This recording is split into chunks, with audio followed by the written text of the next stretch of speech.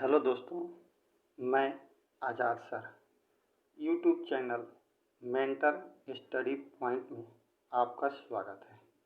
दोस्तों, इस चैनल के माध्यम से मैं आपको SSC, banking, railway, Delhi police, DSSB and other competitive exam के बारे में एग्ज़ाम में जो भी जीएस का क्वेश्चन आते हैं उसके बारे में हम बताएंगे। इस YouTube channel Mentor Study point के माध्यम से मैं आपको इतिहास, ज्योग्राफी जिसे भूगोल कहते हैं, पॉलिटी यानी राजनीतिक व्यवस्था और बायोलॉजी के बारे में बताऊंगा कि इन 4 विषयों से कैसे कैसे क्वेश्चंस आपके कॉम्पिटिटिव एग्ज़ाम में पूछे जाते हैं और वो कॉम्पिटिटिव एग्ज़ाम में किस तरह का क्वेश्चन कहाँ से कैसे उठाया जाता है।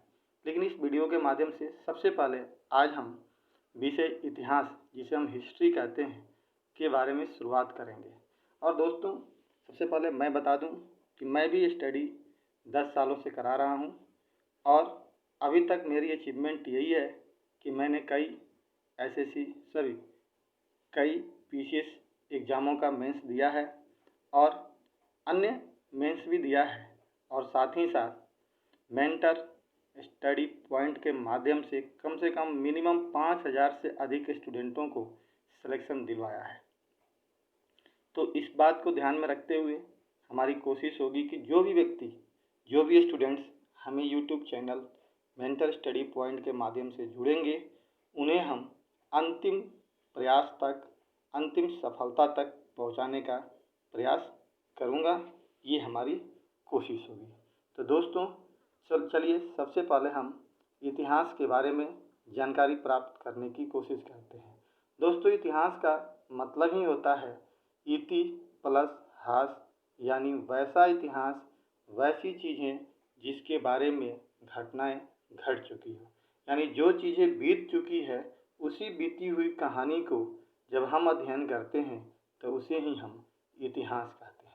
और इस बीती हुई कहानी के बारे में हम 3 इतिहास के माध्यम से भारत में प्राप्त करते हैं और एक और भी इतिहास जोड़ देते हैं, जिसमें सबसे पहला प्राचीन इतिहास होता है। इस प्राचीन इतिहास ऐसी इतिहास जो हमारी पुरानी चीज़ों की जानकारी हमें उपलब्ध कराता है, इसे हम प्राचीन भारत का इतिहास अर्थात एंशिएंट हिस्ट्री कहते हैं। दूसरा हम लोग इसमें पढ़ते हैं मध्यकालीन इतिहास, जिसे मेडिवल हिस्ट्री कहते हैं, मध्यकालीन भारत। और तीसरा होता है आधुनिक इतिहास, जिसे हम लोग मॉडर्न हिस्ट्री के नाम से भी जानते हैं। और एक और टॉपिक होता है विश्व का इतिहास होता है, जिसे वर्ल्ड हिस्ट्री कहते हैं।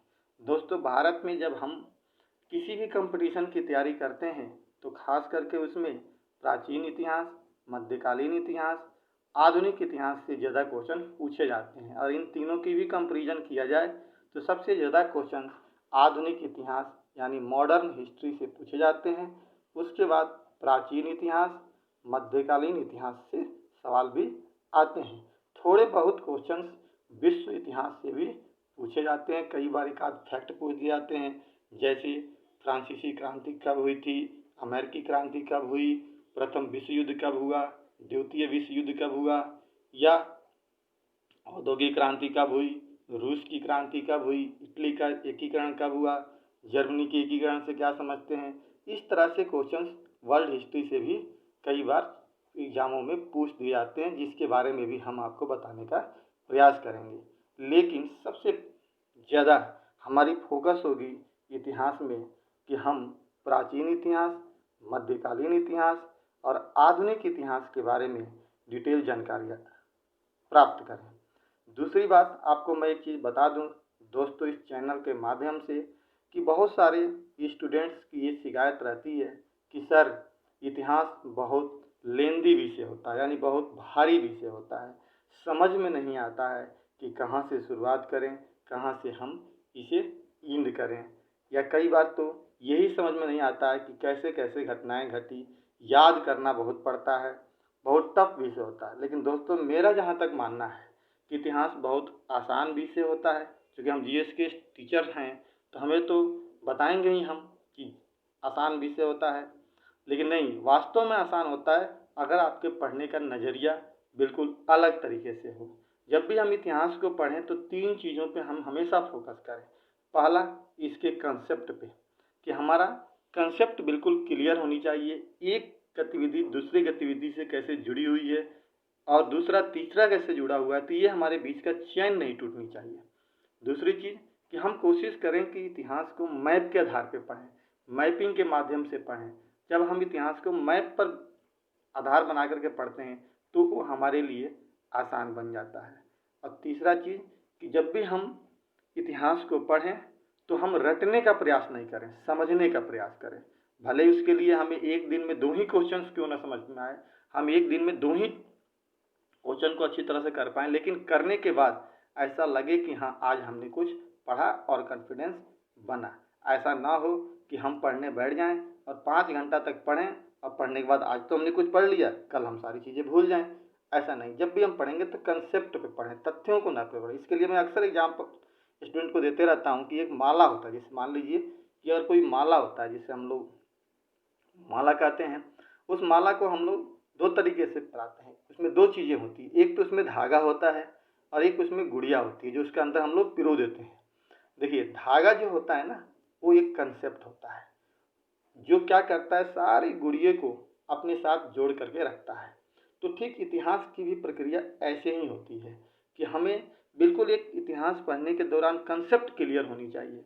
अगर वो कंसेप्ट क्लियर है तो उसके साथ साथ तथ्य यानी जो गुड़िया होता है वो ऑटोमेटिक उसमें जुड़ जाता है और फिर हमारा लिंक एक के बाद दूसरा, दूसरे के बाद तीसरे से जुड़ जाता है और हमारा टूट नहीं पाता है। ठीक है दोस्तों, तो इसी चीज़ को ध्यान में रखते हुए हम आपको बताने का प्रयास करेंगे और कोशिश करेंगे एक बार हमारे साथ जुड़कर देखिए, पढ़कर देखिए और फिर देखिए कि इतिहास को कैसे हम लोग बहुत आसान तरीके से समझने का प्रयास करते हैं। तो दोस्तों, सबसे पहले हम प्राचीन इतिहास के सिलेबस के बारे में पढ़ते हैं, क्योंकि जब भी कोई चीज़ होता है ना तो उसे हमें एक क्रमबद्ध तरीके से सिलेबस पता होना चाहिए। जब हम कंपटीशन में बैठते हैं तो उसके बारे में हमें जानकारी होनी चाहिए। जब हम इतिहास पढ़ने का प्रयास कर रहे हैं तो हमें ये पता होना चाहिए कि प्राचीन इतिहास, मध्यकालीन इतिहास, आधुनिक इतिहास, विश्व का इतिहास है, तो इसमें हमें पढ़ना क्या है और छोड़ना क्या है। तो इसी को ध्यान में रखते हुए प्राचीन इतिहास के बारे में हम सबसे पहले चर्चा करेंगे आपसे। अब इस प्राचीन इतिहास में जो है जिसे हम लोग प्राचीन भारत का इतिहास कहते हैं, प्राचीन भारत का इतिहास अर्थात एंशिएंट हिस्ट्री ऑफ इंडिया। सबसे पहले सिलेबस में हम बात करें तो दोस्तों ध्यान दीजिएगा सिलेबस को, क्योंकि कई बार हम सिलेबस जब करते हैं ना तो सिलेबस के साथ ही हमारा कई सारे क्वेश्चंस भी सॉल्व हो जाते हैं और हम बाद में उसे करने में हमारे लिए सहूलियत होती है। कई बार तो हम क्रमबद्ध तरीके से याद करते हैं तो वहीं से भी क्वेश्चन हमारे बन जाते हैं।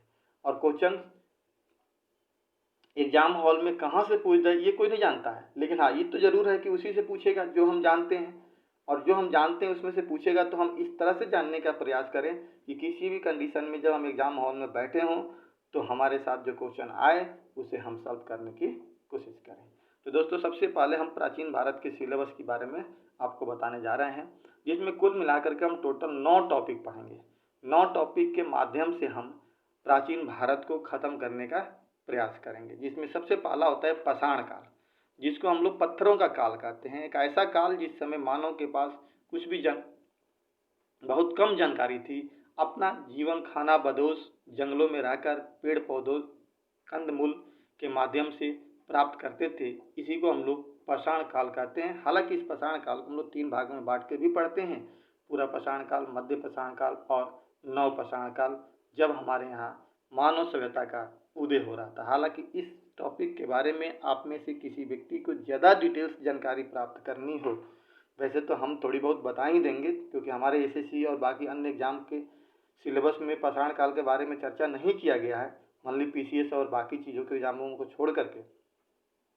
लेकिन अगर आपको जानकारी प्राप्त करनी हो तो 11वीं क्लास की यानी 11th क्लास की जो इतिहास है, पहला विश्व का इतिहास, उसमें पहला टॉपिक जो आपको दिया है समय की शुरुआत, उसको अगर आप पढ़ते हैं तो पाषाण काल के बारे में आपको जानकारी प्राप्त हो जाती है और एक बेसिक कंसेप्ट भी आपको क्लियर हो जाता है।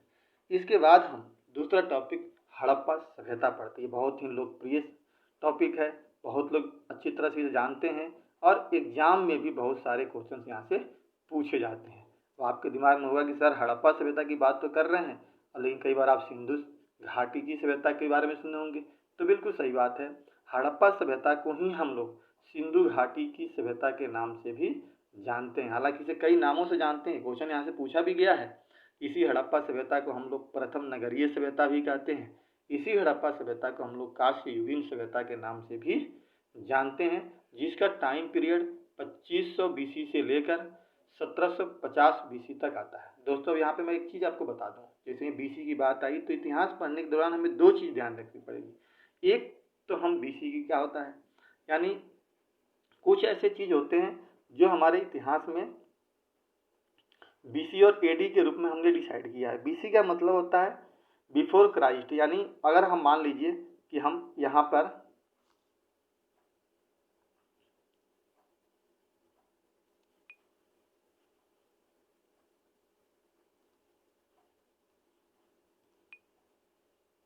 ये ले लेते हैं एक लकीर, इसमें हमने बीच में बिल्कुल ही एक वो बना दिया, मार्क बना दिया। अब इससे पहले की जो घटना होगी, इधर की जो घटना होगी, इसको हम लोग BC कहते हैं। ये घटतेगा हमेशा। जैसे मान लीजिए 1700 से शुरू अगर होता है तो 1700 से 1600, 1600 से 1500, 1500 से 1400, ऐसे करते करते 0 तक आएगा। और फिर 0 के बाद जब ये प्लस में इधर बढ़ेगा तो इसको हम लोग AD कहते हैं। तो बात समझ में आ गई होगी मेरे ख्याल से कि AD और BC में क्या अंतर होता है। तो AD का मतलब होता है जिसको हम लोग ईस्वी कहते हैं, जो आज चल रहा है। जैसे 2000 के बाद 2100 होगा, 2100 के बाद 2200 होगा। लेकिन BC का मतलब होता है बिफोर क्राइस्ट, यानी जो 0 से पहले था, यानी ईसा मसीह के जन्म से पहले और ईसा मसीह के जन्म के बाद की घटना को हम लोग पढ़ करके देखते हैं। ठीक है दोस्तों, तो इसी को हम लोग BC और AC में समझते हैं, पहली चीज़। दूसरी चीज़ की इतिहास लेखन की बात, जब भी हम बात करेंगे तो इतिहास लेखन की बात करते हैं। तो इतिहास लेखन जब भी किया जाता है तो इतिहास के लिखने के लिए कई सारे साधन होते हैं, जिसकी जानकारी के लिए हमें साहित्यिक स्रोत और पुरातात्विक स्रोत होता है। तो हमें याद रखना पड़ेगा कि जहाँ पे हमें पुरातात्विक स्रोत मिले, जैसे हड़प्पा सभ्यता के इतिहास लिखेंगे तो पुरातात्विक स्रोतों के आधार पर ही हम लिखेंगे, जबकि वैदिक काल का इतिहास लिखेंगे तो हम किसके आधार पर, साहित्य के आधार पर लिखेंगे। तो ये चीज़ें याद रखिएगा। तो हड़प्पा सभ्यता हमारी 2500 BC से लेकर के 1750 BC के बीच में थी। जब हम इसका अध्ययन करेंगे तो हम हड़प्पा सभ्यता के बीच अंदर की बात बताने का प्रयास करेंगे। उसके बाद अगला टॉपिक होता है वैदिक काल। वैदिक काल का मतलब होता है वेदों का काल, एक ऐसा काल जिस समय बाहरी लोग हमारे यहाँ आए थे, जिसे हम लोग आर्य कहते हैं, और उन लोगों ने जो भारत में इतिहास लिखा उसे हम लोग वैदिक काल के नाम से जानते हैं, जो 1500 BC से लेकर 600 BC तक चला। इसी वैदिक काल को हम लोग दो हिस्सों में बांट करके पढ़ते हैं, एक ऋग वैदिक काल और एक उत्तर वैदिक काल। ऋग वैदिक काल वह काल था जिस समय ऋग्वेद नामक ग्रंथ की रचना की गई थी, जबकि उत्तर वैदिक काल में ऋग्वेद के बाद जो 3 वेद होते हैं, सामवेद, यजुर्वेद, अथर्ववेद, इनकी रचना की गई थी। तो ऋग्वैदिक काल का समय होता है 1500 से लेकर के 1000 BC, और 1000 से लेकर के 600 BC के बारे में जब हम पढ़ते हैं तो वो उत्तर वैदिक काल उसे कहते हैं। बाकी डिटेल्स में हम अध्ययन करेंगे जब हम वैदिक काल करेंगे। तो फिर अगला टॉपिक होता है हमारा महाजनपद काल। एक ऐसा समय जिस समय हमारे यहाँ छोटे छोटे राज्यों का उदय हो रहा था, उसको हम लोग 600 BC से लेकर 300 BC के बीच हम लोग पढ़ने का अध्ययन करेंगे। अब इस महाजनपद काल में हम लोग सबसे पहले पढ़ेंगे महाजनपद का विकास, कि महाजनपद का विकास कैसे हुआ, जिसकी चर्चा बौद्ध ग्रंथ अंगुतर निकाय में किया गया है, और उसमें बताया गया है कि भारत में कुल उस समय 16 महाजनपद का उदय हुआ था, और उन 16 महाजनपदों की जानकारी हमें बौद्ध ग्रंथ अंगुतर निकाय से प्राप्त होती है। तो एक महाजनपद के बारे में हम लोग पढ़ेंगे कि विकास कैसे हुआ। फिर हम उसी दौरान ये भी पढ़ेंगे कि द्वितीय नगरीकरण, क्योंकि जो भी महाजनपद थे, हर महाजनपद की एक राजधानियाँ होती हैं, और राजधानी क्या होता है, शहर होता है, तो नगरीकरण होगा। तो इसको हम लोग द्वितीय नगरीकरण कहते हैं। जैसा कि मैंने आपको पहले बताया था कि हड़प्पा को भी हम लोग प्रथम नगरीय सभ्यता के नाम से जानते हैं, यानी हड़प्पा सभ्यता हमारे यहाँ जो थी वो एक नगरीय सभ्यता थी। देखिए यहीं से क्वेश्चन बन जाता है, पूछ देता है कि हड़प्पा सभ्यता क्या शहरी सभ्यता थी या ग्रामीण व्यवस्था थी। तो हड़प्पा सभ्यता हमारी नगरीकरण था, शहरी व्यवस्था था, लेकिन वैदिक काल ग्रामीण था। तो यहाँ पर आकर के महाजनपद काल में द्वितीय नगरीकरण का फिर से दोबारा उदय होता है, बीच में हमारे यहाँ शहर की बात नहीं होती है। फिर तीसरा हम लोग इसी में पढ़ेंगे मगध का उत्कर्ष, यानी ये जो 16 महाजनपद जो थे इन्हीं में से एक महाजनपद मगध भी था। और मगध का उत्कर्ष कैसे हुआ इसके बारे में पढ़ेंगे। और इसमें कई सारे वंशों का उदय होता है। जैसे सबसे पहले यहीं पे आता है हर्यक वंश, जिसकी स्थापना बिंबिसार द्वारा की जाती है। उसके बाद हर्यक वंश के बाद हम लोग पढ़ते हैं शिशुनाग वंश। शिशुनाग वंश के बाद हम लोग पढ़ते हैं नंद वंश। और इसी नंद वंश का सबसे अत्याचारी एक शासक था जिसका नाम था घनानंद, जिसकी हत्या चंद्रगुप्त मौर्य ने अपने गुरु चाणक्य की सहायता से किया था और उसे मार करके एक नए वंश की स्थापना की थी जिसके हम लोग मौर्य वंश कहते हैं। ठीक है, तो हम लोग यहीं पे पढ़ेंगे। पहले तो हम इसमें महाजनपद में मगध के उत्कर्ष तक पढ़ेंगे। जब मगध का उत्कर्ष हो जाएगा तो जैसे ही नए वंश की स्थापना होगी मौर्य साम्राज्य की, तो हम लोग अगला टॉपिक पढ़ेंगे। ठीक इसी पे ये सारी घटनाएं कब से कब हो रही है, 600 से लेकर के 300 के बीच में ये घटनाएं घट रही है। इसी में हम लोग धार्मिक आंदोलन भी पढ़ेंगे। और इसी धार्मिक यहाँ पे कई प्रकार के संप्रदायों का उदय होता है। और उन संप्रदायों में सबसे महत्वपूर्ण 2 संप्रदाय होते हैं, एक बौद्ध और एक जैन। बेसिक कंसेप्ट के आधार पे पढ़ेंगे क्योंकि क्वेश्चन यहाँ से बहुत ज़्यादा पूछे जाते हैं पीटी में, यानी प्राइमरी टेस्ट में, कोई भी एग्जाम में। तो हम लोग बौद्ध और जैन धर्म के बारे में भी पढ़ेंगे कि कैसे उनका उदय हुआ। ये पढ़ने के बाद हम अगला टॉपिक जो पढ़ेंगे इसमें मौर्य साम्राज्य, कि मौर्य साम्राज्य क्या था। मौर्य साम्राज्य को 2 हिस्सों में बांट के पढ़ेंगे, प्रारंभिक मौर्य साम्राज्य और उत्तरवर्ती मौर्य साम्राज्य। प्रारंभिक मौर्य साम्राज्य हम लोग चंद्रगुप्त मौर्य, फिर चंद्रगुप्त मौर्य का पुत्र, फिर उसके बाद अशोक पढ़ेंगे। और अशोक की मृत्यु के बाद ही नए सिरे से जो चीज़ें शुरुआत होती है उसको उत्तरवर्ती मौर्य साम्राज्य में पढ़ने का प्रयास करेंगे। फिर अशोक का अभिलेख वगैरह ये सब जानकारी हम लोग पढ़ेंगे, क्योंकि भारतीय इतिहास का सबसे महत्वपूर्ण टॉपिक मौर्य साम्राज्य है, जहाँ से अक्सर क्वेश्चन पूछे जाते हैं और बहुत सारे क्वेश्चन पूछे जाते हैं। इसके बाद हम लोग पढ़ेंगे मौर्योत्तर काल। मौर्योत्तर काल जो है मौर्य काल के बाद की घटना है। जब मौर्य काल का पतन होता है तो भारत में 2 कंडीशन बन जाता है। उस समय कुछ छोटे छोटे राज्य होते हैं जिनका उठना शुरू होता है। और इसी समय चूंकि मौर्य साम्राज्य का पतन हो रहा था तो इसी पतन की प्रक्रिया के दौरान भारत में बाहरी लोगों का भी आगमन होता है, जिसमें हिंदयवन, शक, पल्लव और कुषाण आते हैं। तो इस मौर्य साम्राज्य को हम लोग 2 हिस्सों में बांट कर पढ़ेंगे, एक विदेशी वंश और एक देशी वंश के रूप में। जब मौर्योत्तर काल कंप्लीट हो जाएगा तो उसके बाद हम लोग गुप्त काल पढ़ेंगे। और गुप्त काल के बारे में तो आपको अच्छी तरह पता होगा कि गुप्त काल एक ऐसा काल था जहाँ से बहुत सारे क्वेश्चन पूछे जाते हैं। और ये अपने आप में ही एक बहुत महत्वपूर्ण था, क्योंकि गुप्त काल में ही हम लोग समुद्रगुप्त के बारे में पढ़ते हैं, जिसको समुद्रगुप्त जहाँ से क्वेश्चन पूछे जाते हैं, जिसे भारत का नेपोलियन कहते हैं। फिर उसके बाद चंद्रगुप्त द्वितीय, जिसे विक्रमादित्य के नाम से भी जानते हैं, यहाँ से क्वेश्चन बहुत सारे पूछे जाते हैं। तो इस गुप्त काल के भी बारे में हम लोग अच्छी तरह से डिटेल्स में कंसेप्ट के आधार पर पढ़ने का प्रयास करेंगे। उसके बाद गुप्तोत्तर काल पढ़ेंगे, यानी गुप्त काल के पतन के बाद गुप्तोत्तर काल आता है, जो क्षेत्रीय राज्यों का उदय होता है। और उन क्षेत्रीय राज्यों के उदय में एक राजा होता है जिसका नाम होता है हर्षवर्धन। हर्षवर्धन के बारे में हम यहाँ पे जानकारी प्राप्त करेंगे, जहाँ से क्वेश्चन पूछे जाते हैं। हालांकि प्राचीन भारत में यही वो 8 टॉपिक हैं जहाँ से बहुत सारे क्वेश्चन पूछे जाते हैं। लेकिन जैसे ही मध्यकालीन भारत की शुरुआत होती है, उस मध्यकालीन भारत की शुरुआत के समय और प्राचीन भारत के इंड के बाद दोनों के बीच में एक कड़ी होती है जिसको हम लोग पूर्व मध्य काल कहते हैं, जिसमें हम लोग राजपूत काल और दक्षिण भारत के बारे में पढ़ते हैं। हालांकि यहाँ से क्वेश्चन बहुत कम आते हैं, लेकिन फिर भी इस पर हम लोग भी चर्चा कर लेंगे थोड़ी बहुत। यहीं पर एक हम लोग त्रिपक्षीय संघर्ष के बारे में भी पढ़ेंगे, जहाँ से क्वेश्चन कई बार एक बार पूछ देता है, कई बार वैसे बहुत कम क्वेश्चन पूछ जाते हैं कंपटीशन में, लेकिन फिर भी हम लोग इसकी चर्चा कर लेंगे। इस प्रकार दोस्तों कुल मिलाकर के हम प्राचीन भारत यानी एंशियंट हिस्ट्री में, भारत का जो एंशियंट हिस्ट्री है, इसमें 9 टॉपिक कुल मिलाकर के हम पढ़ेंगे जहाँ से क्वेश्चंस आते हैं। और हमारी कोशिश होगी कि हम बिल्कुल ही आसान तरीके से एकदम कंसेप्ट आधारित आपको बताने का प्रयास करें।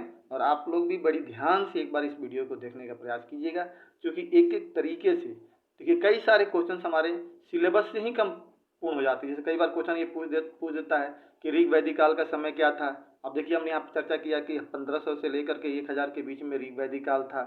कई बार ये पूछ देता है कि मगध के उत्कर्ष में कितने वंशों ने शासन किया, तो हमने अभी चर्चा किया कि यहाँ पर हर्यक वंश था जिसे पृथहंतिका वंश भी कहते हैं, उसके बाद से शिशुनाग वंश था, उसके बाद से नंद वंश था। तो इस तरह से एक क्रम होनी चाहिए, एक क्रम से अगर आपको चीज़ें याद होती है तो हम आपको कोई भी चीज़ पढ़ने में सहूलियत होती है, याद करने में सहूलियत होती है। और तारतम्यता जिसको कहते हैं, चैनबद्ध तरीके से जुड़ा होना, वो जुड़ जाता है। जिसे देखते होंगे भैंस का चैन जो होता है जिसमें बंधी जाती है, वो चैन अगर एक चैन से न जुड़े तो चैन का कोई महत्व ही नहीं रहता है। और जब वो एक से बाद दूसरे से जुड़ता है, दूसरा तीसरे से, दूसरा तीसरे से, अगला जुड़ते जुड़ते एक बहुत बड़ा चैन का निर्माण करता है और वो एक संगठित रूप से काम करना शुरू करता है। उसी तरह से जो हमारा कोई सिलेबस हम पढ़ेंगे बिल्कुल आसान तरीके से समझने का प्रयास करेंगे। तो आपको मेरी कोशिश रही कि हमने प्राचीन भारत का जो सिलेबस बताया वो समझ में आया होगा। बाकी हम जब अध्ययन करेंगे तो और इसको बेहतर तरीके से बताने का प्रयास करेंगे। फिर अब हम लोग चलते हैं मध्यकालीन भारत का इतिहास, यानी वह इतिहास जो प्राचीन भारत और आधुनिक भारत के बीच का इतिहास था, इसलिए इसको हम लोग मध्यकालीन कहते हैं। ये भी एक वजह यह भी हो सकता है कि यहाँ पे हमने खास करके अरबों के बारे में, यानी एक अलग विदेशी वंश के बारे में पढ़ने का प्रयास करेंगे, एक मुगल के बारे में पढ़ने का प्रयास करेंगे जो भारत की धरती से नहीं थे।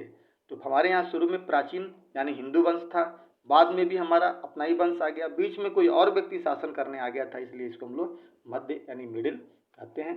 अब इसके बारे में हमें जानकारी प्राप्त करते हैं। देखिए, वैसे मध्यकालीन भारत बहुत ही इंटरेस्टिंग इतिहास है और यहाँ से जो भी क्वेश्चन आते हैं एकदम बिल्कुल ही आसान क्वेश्चन आते हैं, लेकिन कई बार पढ़ने लोगों को लिए कब वो दिक्कत हो जाता है, क्योंकि लोग कहते हैं सर नाम यहाँ पे याद करना बड़ा मुश्किल हो जाता है, बड़े बड़े नाम होते हैं।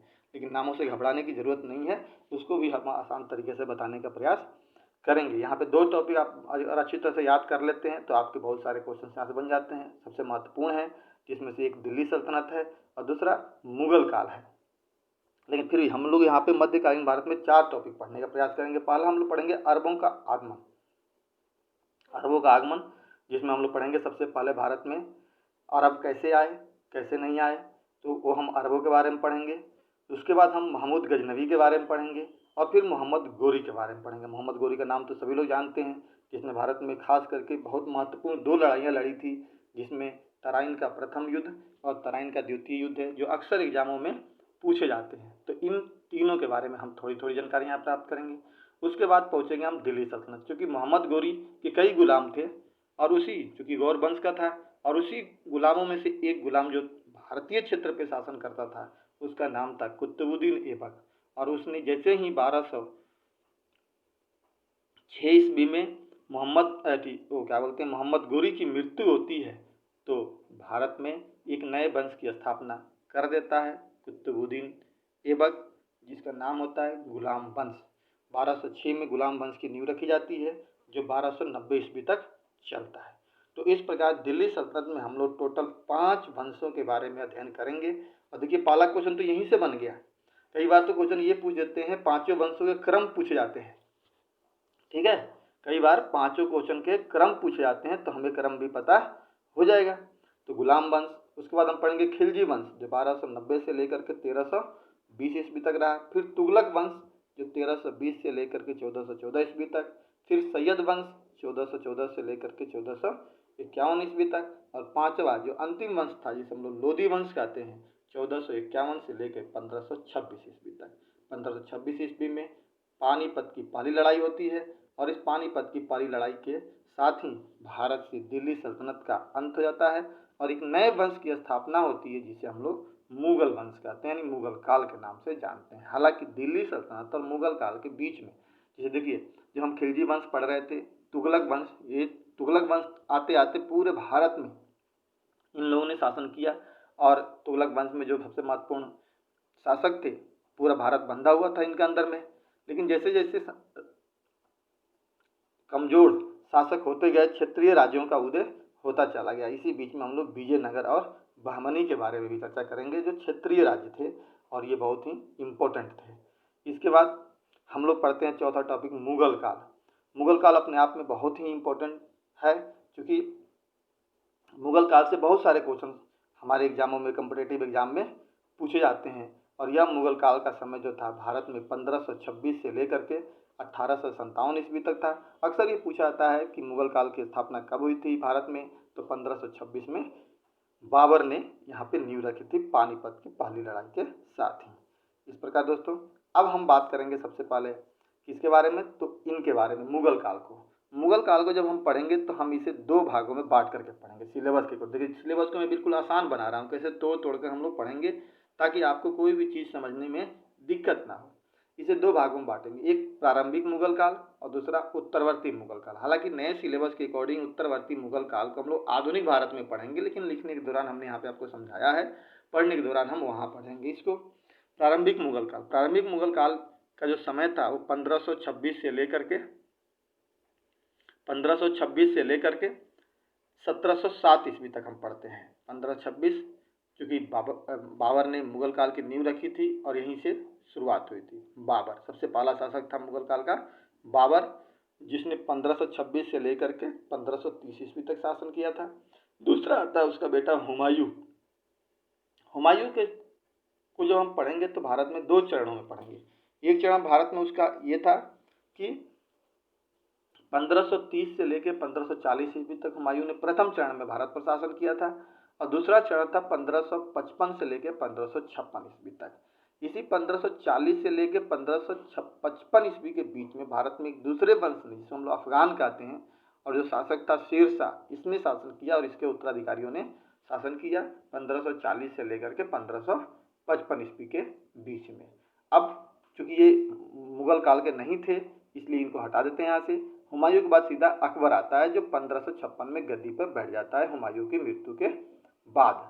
और जब वो 1556 में बैठता है तो 1556 से लेकर के 1605 ईस्वी तक पढ़ेंगे इसके बारे में, क्योंकि मध्यकाल मुगल काल में अकबर एक बहुत ही इम्पोर्टेंट टॉपिक है और अकबर से बहुत सारे क्वेश्चंस बनते हैं। वो प्री का एग्जाम हो या मेंस का एग्जाम हो या किसी भी एग्जाम में बहुत सारे क्वेश्चन पूछे जाते हैं। तो अकबर को हम लोग पढ़ेंगे। फिर अकबर का बेटा जो जहांगीर था वो 1605 से लेकर 1627 ईस्वी तक शासन करता है, और फिर उसका बेटा शाहजहां जो 1627 से लेकर 1658 ईस्वी तक शासन करता है। वैसे तो 58 तक ही शासन करता है लेकिन जिंदा रहता है, आगे 68 तक रहता है। 10 साल तक इसका बेटा औरंगजेब इसे कैद में रखता है। और फिर शाहजहां के बाद औरंगजेब आता है, गद्दी में बैठता है, जो 58 से लेकर 1707 ईस्वी तक आता है। 1707 ईस्वी में औरंगजेब की मृत्यु के साथ ही मुगल साम्राज्य का पतन शुरू हो जाता है, क्योंकि मुगल साम्राज्य को बहुत अच्छी तरह से सुसंगठित तरीके से औरंगजेब रखता है। लेकिन जैसे ही औरंगजेब की मृत्यु होती है उस तरह से ताकतवर और अच्छे शासक नहीं होते हैं जो इस चीज़ को संभाल करके आगे ले जाएं। तो औरंगजेब की मृत्यु के साथ ही उत्तरवर्ती मुगल काल, जिसको हम लोग मुगलों का पतन का काल कहते हैं, वो शुरू होता है, जो 1707 ईस्वी से लेकर के 1857 ईस्वी तक चलता है। इसमें सबसे पहले हम लोग बहादुर शाह के बारे में पढ़ेंगे। हालांकि ये बात कही जाती है कि मुगल कालों में ये अंतिम बादशाह था जो इसने मुगल काल को समेटने की कोशिश की, बिटोरने की कोशिश की, उसे फिर से ऑर्गेनाइज करने की कोशिश की, फिर से आगे बढ़ाने का प्रयास किया, लेकिन दुर्भाग्यवश इसकी मृत्यु हो जाती है और मृत्यु के साथ ही मुगल साम्राज्य का पतन निश्चित रूप से असंभावी हो जाता है। 1707 से लेकर 12 तक की शासन करता है। इसके बाद जहांदार शाह गद्दी बैठता है जो 1712 से लेकर 13 तक 1 साल ही मात्र शासन कर पाता है। फिर फर्रुखसियर आता है, फर्रुखसियर 1713 से लेकर 1719 ईस्वी तक शासन करता है। फिर देखिए फर्रुखसियर और मोहम्मद शाह के बीच में दो शासक आते हैं। हालांकि हमने इसमें लिखा नहीं है, हालांकि उतनी जरूरत नहीं है, लेकिन फिर भी बता दूं, कोई वीडियो देखे तो ऐसा लगे कि नहीं सर ने छोड़ दिया हो, लेकिन दो थे, एक रफ़ीउद्दौला, रफ़ीउद्दर्जात, दो शासक थे जो 1 साल के बीच में कोई 3 महीना रहा तो कोई 4 महीना बैठा गद्दी पे, लेकिन उनकी कोई खास महत्व नहीं रहा, इसलिए हमने उनके बारे में ध्यान से नहीं लिख पाया। उसके बाद आता है मोहम्मद शाह। मोहम्मद शाह भारत मुगल शासक होता है जो 1720 से लेकर 48 तक शासन करता है। इसके बाद अहमद शाह गद्दी बैठता है जो 1748 से लेकर 54 तक रहता है। यहाँ तक आते हैं तो धीरे धीरे मुगलों का पतन पूर्ण रूप से होना ही आरंभ हो गया था। फिर आता है आलमगीर द्वितीय, जो आलमगीर द्वितीय जो था 1754 से लेकर 59 तक गद्दी बैठता है।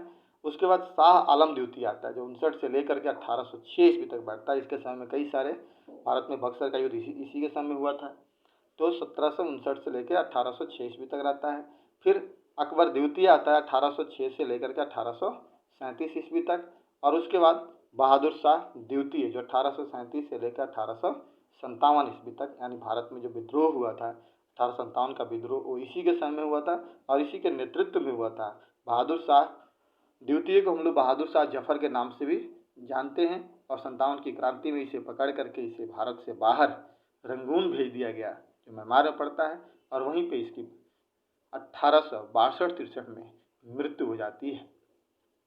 ठीक है दोस्तों, तो इस प्रकार से ये हमने जो सिलेबस अभी डिस्कस किया, ये सिलेबस था हमारा किसका, तो मध्यकालीन भारत का।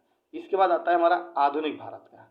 आधुनिक भारत का सिलेबस भी बहुत बड़ा एक सिलेबस है, और चूंकि वहाँ से क्वेश्चन बहुत सारे पूछे जाते हैं, बहुत सारे इंपॉर्टेंट टॉपिक वहाँ पे होते हैं, तो इसकी चर्चा हम लोग दोनों की चर्चा, आधुनिक भारत और वर्ल्ड हिस्ट्री यानी विश्व के इतिहास की चर्चा हम लोग अगले वीडियो में करेंगे। तब तक इतना आप याद करेंगे और एक बार इसे समझने का प्रयास कीजिए। दोस्तों फिर से मैं एक बार आपसे कह रहा हूँ कि इतिहास पढ़ने का एकमात्र तरीका यही है कि हम जो भी इसके सिलेबस है उस सिलेबस का अच्छी तरह से अध्ययन कर लें, याद कर लें, ताकि ये क्रमबद्ध बन जाए। अब देखिए यहीं से कई बार क्वेश्चन पूछता है कि बाबर के बाद कौन हुआ, हुमायूं, हुमायूं के बाद कौन हुआ अकबर, अकबर के बाद जहांगीर, जहांगीर के बाद शाहजहां, उसके बाद औरंगजेब। कई क्रोनोलॉजी वाले क्वेश्चन तो यहीं से पूछ देते हैं, सिलेबस से ही पूछ देते हैं। तो हमें जब तक सिलेबस अच्छी तरह जानकारी नहीं हो तो फिर कोई उसका महत्व रह नहीं जाता है, और फिर हमारी जो स्टडी होती है वो बीच में क्रमबद्ध तरीके से नहीं हो पाती है। जब एक चैन के सिस्टम से जब हम जुड़ते हैं तो निश्चित तौर पे हम